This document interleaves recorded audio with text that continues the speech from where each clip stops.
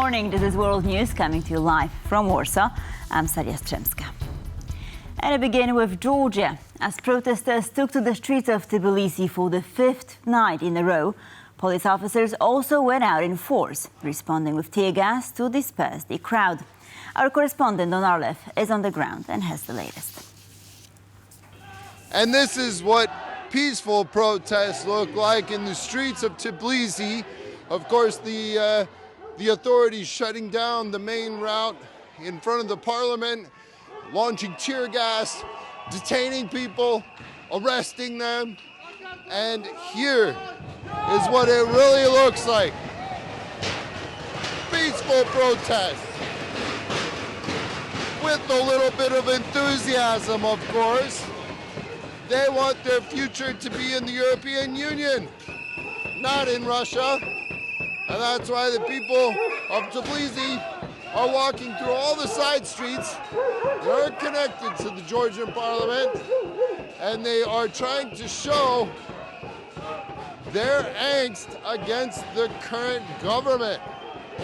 These protests are likely to happen for many, many days. The enthusiasm here, the peacefulness. One of the most important things that I've seen is that nobody destroys any business, any private house. They are here for their freedom. Their target is the parliament. That is the one area that you see where they are setting fireworks off against and what have you. And here we are going to join thousands of people here on the main street that they still haven't launched tear gas against. Even if they have, many of them are wearing gas masks, and they are in this for the long haul. As long as it takes, I'm told, until the government wakes up and gives them what they're guaranteed. As the protests in Tbilisi continue, some are saying the police response has been excessive and that the presence of women, children and the elderly should exclude the use of measures like tear gas and rubber bullets. One student demonstrator in the Georgian capital went so far as to denounce law enforcement and call them personal slaves of the government. This is nothing short of attempted murder, when you know that women, children and the elderly are present, and you still throw a gas canister across their escape route to suffocate them. These are not men we are dealing with. These are not law enforcement officers at all. They are personal slaves of the captured government. They imposed the constitution on us, and we have the right to revolution. Do not let this word frighten us. Now we are standing on the verge of a revolution. Endurance and perseverance are both the perspective and the goal. As for the rest, I don't know. Sometimes things happen on their own, independent of people's will. In an exclusive interview with TVP World, Georgian President Salome Zurabishvili spoke about the protests. She also discussed the growing risk of further violence and the potential for Russian intervention, drawing parallels to the situation in Ukraine. I wanted to see whether you can raise among them any moral reaction. I wanted to see whether they were feeling at ease with serving the interest of another country and not of their own country. But clearly, you do not get any reaction from them. They are serving what they feel, or they do not feel what they see as being their own interest and the orders they receive. I don't know from where they receive the orders, but I know that they are not serving the interest of the Georgian population. They're not defending the Georgian population. And what is very important to know, because there is also propaganda on that there are not two Georgias that might go into confrontation with each other. There is one Georgian population that wants Europe, wants its independence, wants its freedom and to become part of the free European community. Nothing can be ever excluded, but I think that we have a path that is a Georgian path that is different. Here the population is remaining in very clear constitutional margins, asking only for one thing, which is that elections have been rigged and they should be replaced by new elections.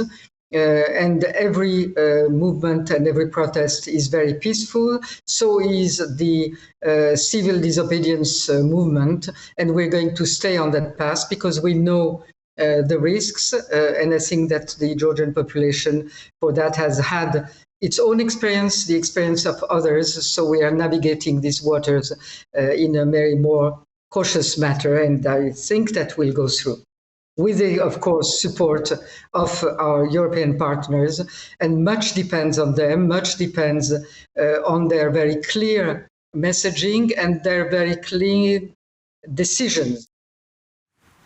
Ellen Kinsuravishvili, program coordinator at the German Marshall Fund East, spoke to TVP World about the ongoing turmoil in Georgia, providing an in-depth analysis of the situation. If it's proved, then of course it means that there is a direct violation, of course, and there are Russian troops pretty much also standing in front of the parliament in the streets of the capital in Tbilisi, and they are the ones actually who are violently beating the protesters and dispersing them using really brutal means. However, at the same time, so far we haven't really seen any official sources actually saying that yes, indeed, there are a number of Russian-speaking riot police among the Georgian riot police standing right now in Tbilisi. Foreign ministers from the Baltic states and Canada have convened in Riga to discuss joint priorities. Canada and Lithuania announced upcoming sanctions targeting individuals, businesses and organizations involved in corruption and human rights abuses against protesters in Georgia. Canada is in solidarity with the Georgian people, and we are very concerned about what Russia is trying to do in Georgia. And in that sense, we will follow suit. We will sanction key individuals and also businesses, entities that are involved in either human rights violations or corruption based on our own sanctions regime. And so you will have more from me in the coming days regarding this issue. Speaking about list, it was already mentioned, so our Minister of Foreign Affairs, Mr. Gabrielius Landsbergis, already a few minutes ago, posted on, please check his Twitter account, a list of the representatives of Georgian authorities who were denied entry to the territory of Lithuania because of abuse of human rights in Georgia. And last but not least, we fully support European aspirations of Georgian people.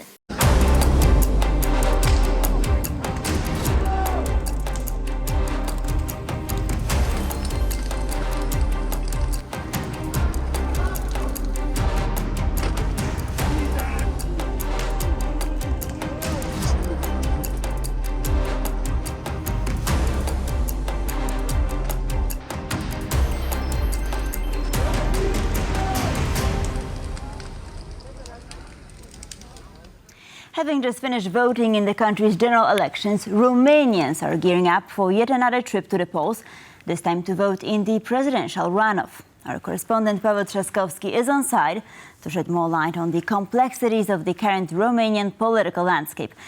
Good morning, Pavel. So what are the latest developments? What can we expect in the near future? Well, at first glance, it seems everything is as usual. The business is as usual in Romanian politics. The second round of presidential elections will be held as scheduled this Sunday. And this follows the decision of the Constitutional Court made yesterday that states the first round of presidential elections was in fact valid. But the very fact that this decision had to be made sparked controversies in the Romanian society and fear that the current governing coalition of Social Democrats and National Liberals decided to do so in order to maintain its grip on the country and to stay in power. Now, as to the governing coalition, the current governing coalition, Social Democrats and National Liberals, got a very good score in Sunday's parliamentary elections, gathering in total 47% of the votes, so they could potentially form a new coalition government. However, both contenders in the Sunday's presidential runoff do not openly support any of these parties, and they would not necessarily nominate the new prime minister, neither from Social Democrats nor from the Liberals. One could imagine a scenario where they pick the future prime minister from one of the hard-right parties. Now, let me remind you that as many as 3 hard-right parties got into a new Romanian parliament. This is our SOS Romania and Party of the Youth, and altogether they scored 32% of the vote. So a lot is still possible in Romanian politics. We will, of course, be here to keep you posted, but for now, back to the studio. Paweł Trzaskowski reporting from Bucharest. Thank you. Much appreciated. And now let's turn to Ukraine. German Chancellor Olaf Scholz met with Ukrainian President Volodymyr Zelenskyy during an unannounced visit to Kyiv on Monday. TVP World's Oscar Terji has the latest. The German Chancellor Olaf Scholz made an unannounced visit to the Ukrainian capital of Kyiv on Monday, where he held talks with President Volodymyr Zelenskyy. Both leaders visited Maidan Square, where there's an impromptu memorial set up for fallen soldiers in Ukraine. That was quite a poignant moment. And they discussed further military aid and strengthened German support for Ukraine as Germany heads into a snap election early next year. Among the things announced were a €650 million aid package announced by Chancellor Olaf Scholz, which included air defense systems, Patriot launchers, and also armored vehicles and tanks. So this will be of some good news to Kyiv. However, there was no movement on Taurus cruise missiles. This is something Chancellor Scholz has come into criticism for by his opponent in the German elections for not sending these missiles to Ukraine. So this is something that Ukraine will be hoping they can get some more movement on, regardless of who wins the next German elections. Oscar Terji reporting from Kyiv for TVP World. Following his meeting with President Zelenskyy, Chancellor Scholz announced €650 million in military aid for Ukraine. The package aims to bolster Ukraine's defense capabilities amid the ongoing Russian invasion. I thanked Germany for the announced €650 million defense package. And we appreciate the fact that not only the volume of this package has been announced, but also a clear delivery date of December this year. If all our partners showed such leadership and timelines in deliveries, we would have already forced Russia to a just peace. We are now looking for ways to protect 24 special facilities. And because of such dense rocket attacks, we simply do not have enough systems. This is a serious issue for us, the Taurus air-launched cruise missile. You know, Olaf and I have a lot of common views on same issues, and there are different views on some. We are constantly working to find more common ground on the Taurus issue. Today, the Chancellor and I saw the possibilities of our defense cooperation. In particular, our drones, produced by the Ukrainian defense industry, cooperate with Germany and German companies. This is the latest, very effective weapon, which helps us to bring closer the moment of restoration of real security and peace. We need to increase such cooperation, Ukraine and Germany and everyone in Europe. We need the strength of our industry. Of course, we really want to be stronger so that this year, in 2025, the war ends. French Prime Minister Michel Barnier has implemented a controversial tactic by passing Parliament to force through his government's social security financing bill. In response to opposition parties' submitted motions of no confidence, a vote is expected to take place on Wednesday. Each of the two motions could topple the Barnier government. A no-confidence motion requires 289 votes to pass, and the far-right National Unity and the leftist New Popular Front together hold more than 300 seats in parliament. National Rally's Marine Le Pen has assured she would support the vote of no confidence tabled by the left. If Barnier's minority centre-right government formed on September 21st this year falls, it will be the shortest-lived cabinet since the 1950s.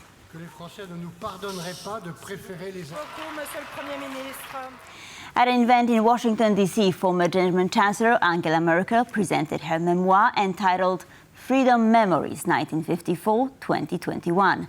At the meeting, Merkel also stressed her close ties with Barack Obama, the former U.S. president.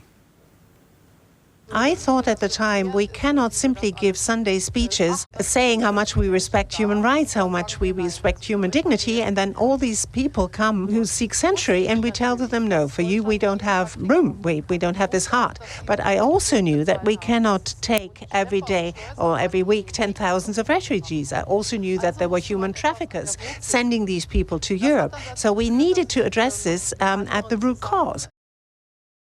Angela Merkel's visit will also be the topic of our interview with Andreas Umland at 8:45 CET, so stay tuned. And with this, we conclude World News. Thank you for watching. World Talks coming up next.